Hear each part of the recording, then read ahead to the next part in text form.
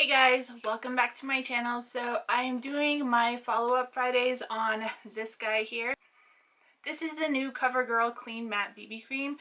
Now I know I did my first impression like 2 weeks ago or something, but I really wanted to get this up for you guys because I know there are some people who get tips and stuff from the things that I use with this product and also the things that I don't like with this product. So I just really wanted to get this up for you guys. I'm so sorry it's so late, but I will have a first impression on another foundation coming up next Friday, so stay tuned for that. I am trying, like I said, to get back on the ball. It's slowly coming together, so just bear with me, guys. Thank you so much for being subscribed and supporting my channel. I do appreciate it, and if you're new, please hit that subscribe button if you like what you see. So if you guys want to see all the products that I like and dislike with this Clean Matte BB Cream and how I feel about it, just keep on watching. So if you guys are new to my channel, like I said, welcome. What I usually do is I tell you guys what products that I really like with this BB cream, like as far as primers go, as far as setting powders go, and then I also wanted to do another thing where I tell you guys how I like to apply it, like with what brushes or beauty blender or whatever, whichever one I prefer. So first I would like to say that with this particular BB cream, I do like to apply it with a brush. Either a buffing brush, like a flat top kabuki brush like the Sigma F80, or the buffing brush from the Real Techniques. I really like both of those brushes to apply this foundation, mostly because when I use a brush I feel like it stays matte a lot longer, and I don't like end up being like a greasy mess after a couple of hours. It usually stays matte a lot longer, whereas if I use a beauty blender with this, I turn into a grease ball after like 2 to 3 hours. So that's something to look into if you have really oily skin like I do. I'm a disco ball, what can I say? I've been using this BB cream for a while. This is actually my second bottle, so that should give you a hint of what my end result is going to be on this. But I've used so many different primers with this BB cream, and I decided to do just a top 3 and a bottom 3 just to let you guys know what didn't work and what worked really well. So I'm going to go ahead and start with my top 3. So I like to use pore filling primers, especially around this area right here. That's where I have the most texture on my skin. I do have very big pores. The first primer, and it's like my holy grail primer. I love this primer. Ever since I've used it, I've repurchased it like maybe 4 times. So this is like my 4th bottle of this. This is the Benefit Professional, and it's a silicone based primer. It is really thick, and what I do is I take just a pea-sized amount and I kind of press it into these areas right here. This works amazing with every single foundation that I've ever used it with, and with this BB cream it's just looks like a dream. Seriously, it really does. It makes your skin look so airbrushed, and this doesn't make me oily either. It does keep me pretty matte. I don't put it on my forehead too much. I usually just keep it in this area right here.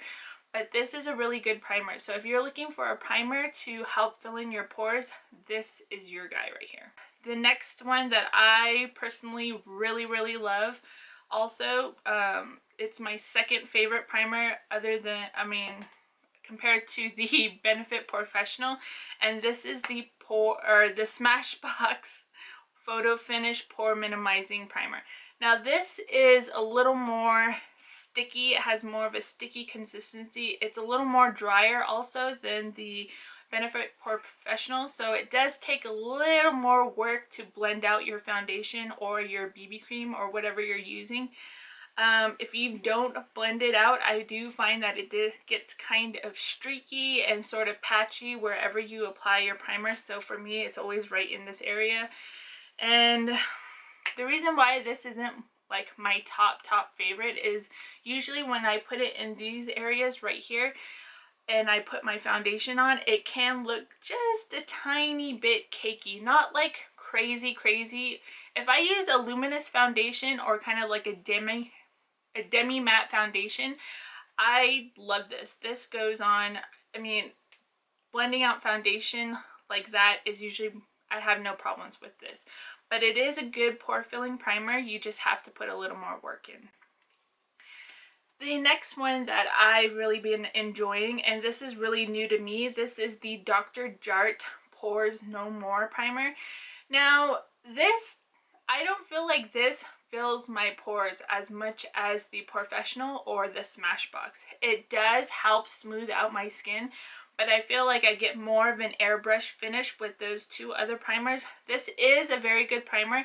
It doesn't help control oil or anything like that. It does help smooth out your skin, but just not as much as the other two primers.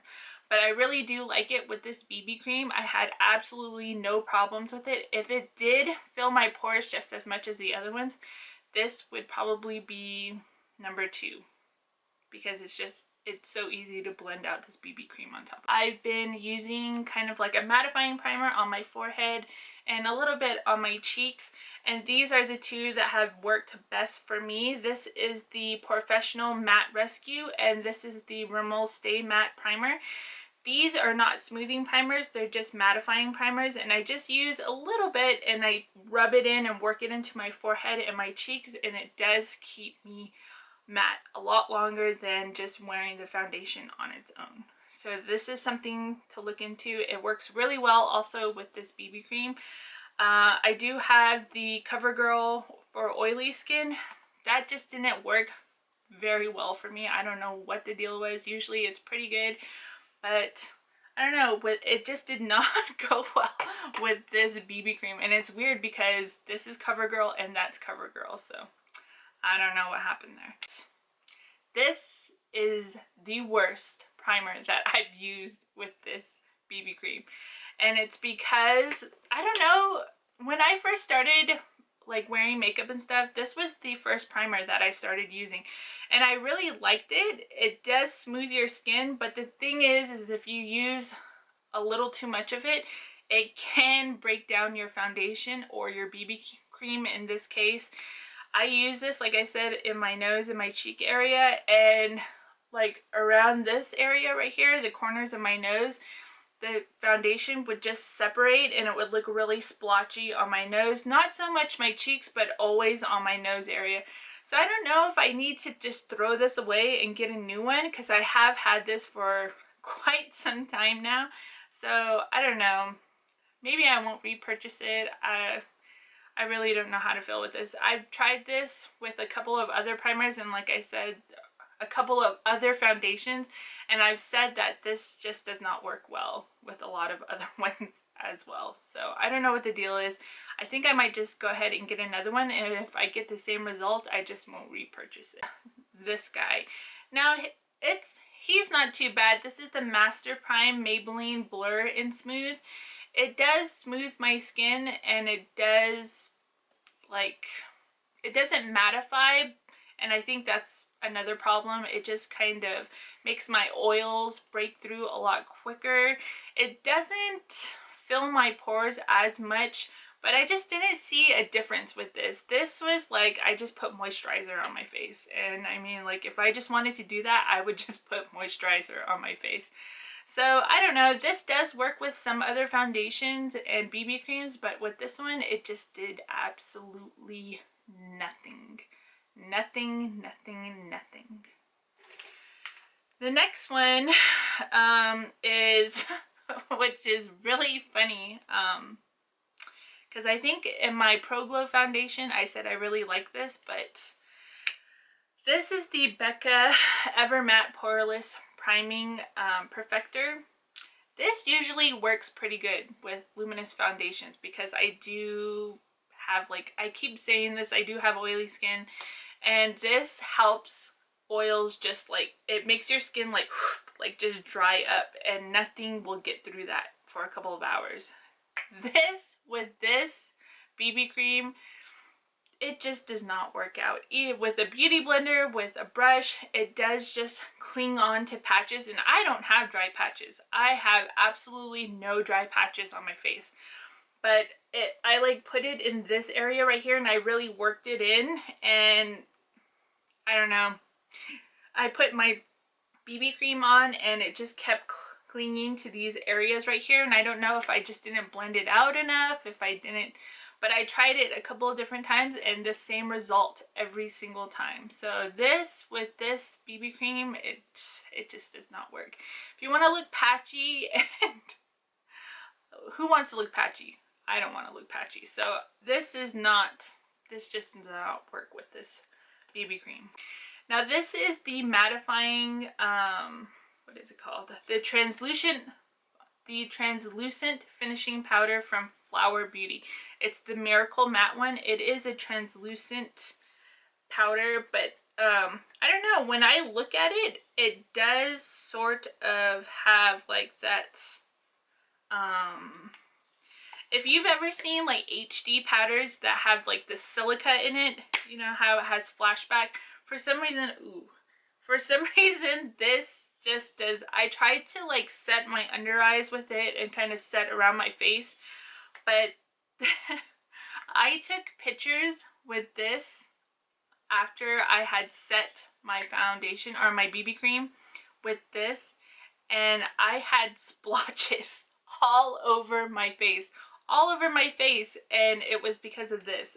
This clung to certain areas of the BB cream, and because I think it does have silica in it, it made, like, I have no idea. It just looked really, really bad. So I had to well, actually, when you go out into daylight and stuff, it doesn't look bad, but flash photography and this, no good.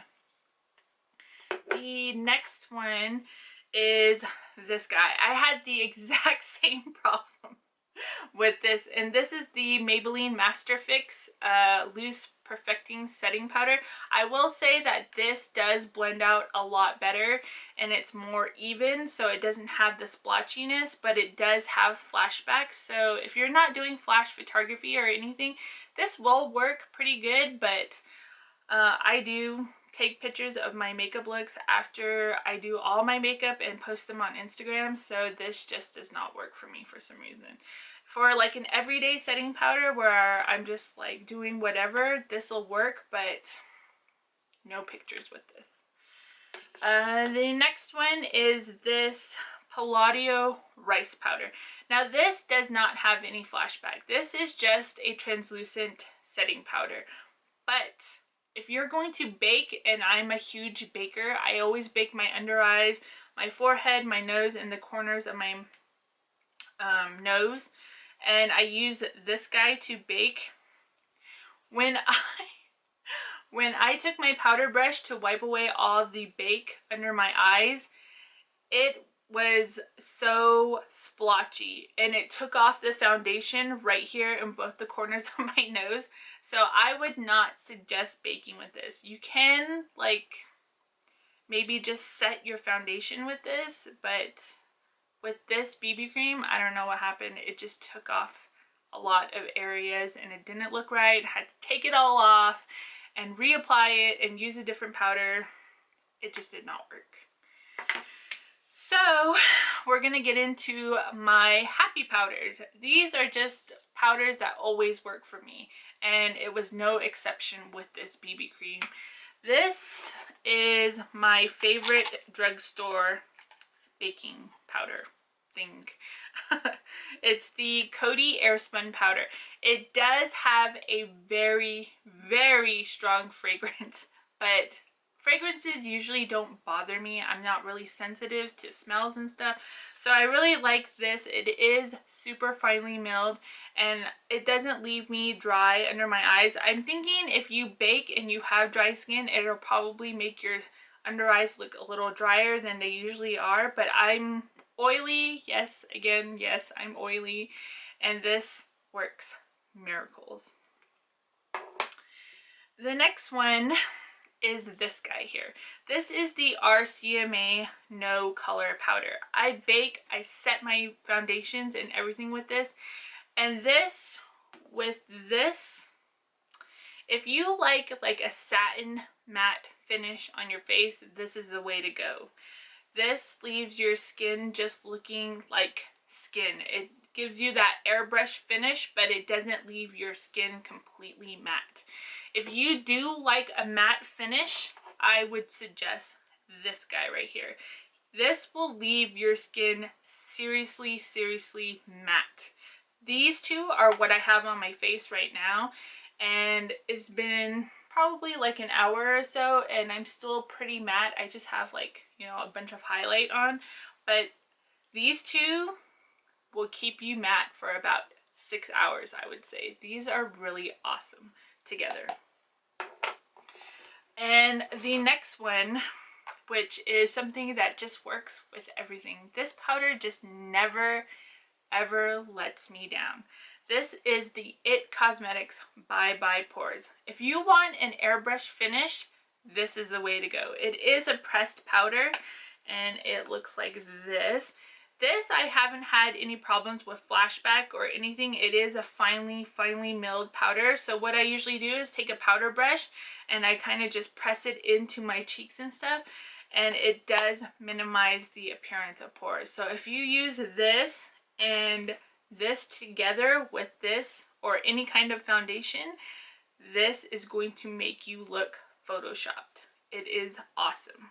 So those are the products that I really liked and disliked with this BB cream. So now I'm going to go ahead and get into my full thoughts and review on this product. So like I said, this is my second bottle. Yes, my second bottle. I love this thing. I love it. There's really no other way to say it. I've been using this every single day after I've done my first impression on it, and I just can't get enough of it. Like I said, there are some products that I don't like with it, but all in all, this is a great product, especially if you have oily skin. This does keep you matte, and it stays on all day. I don't have any problems with it. There's really nothing I can say that is bad about it, other than the fact that I tried it with certain primers and powders and it just didn't work. But other than that, if you use it with the right stuff, it just leaves your skin looking flawless. It feels so lightweight. Like, I don't even feel like I have makeup on my face right now. And the coverage, that's probably the only thing that is probably going to be, it's a BB cream. It's a BB cream. It's not going to give you that full, like, not your face kind of coverage. It is a medium, I would actually say a light medium to a medium coverage. You can build it up, but I think the more you put it on, it's just going to feel a little bit more heavier. So I always stick to one layer, and if I want a little more coverage, I usually just put a second layer like on my cheeks, because my forehead's usually not very problematic. But it does cover the redness on my nose and on my cheeks, and I'm okay with that. So I hope this review helped you guys, and if you guys have any kinds of suggestions on any other products that you guys want to see for first impression and follow-up Fridays, just leave them in the comments down below. Thank you so much for watching my video, and I hope you guys have an awesome day. So I'll see you guys next time.